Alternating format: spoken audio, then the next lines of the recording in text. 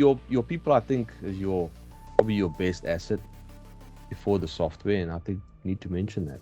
Good afternoon, my name is Joubert. I am a maintenance planner and supervisor at Valley Equipment. Valley Equipment is a leading manufacturer of construction and agricultural equipment. We've been around for nearly 8 years, and we've got over 50,000 machines operating in 80 different countries.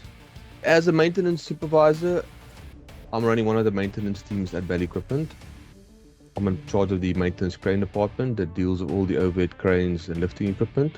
But I'm also the maintenance planner for the maintenance team, which means I'm responsible for the computerized maintenance management system, which is OnKey.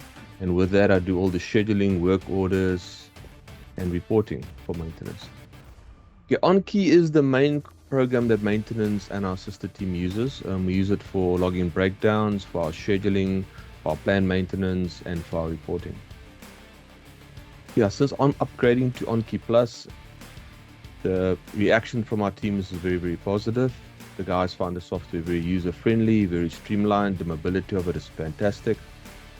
My favorite feature of OnKey Plus is the customizability of the software. We can change the layout of the screens of the software to whatever suits our process best.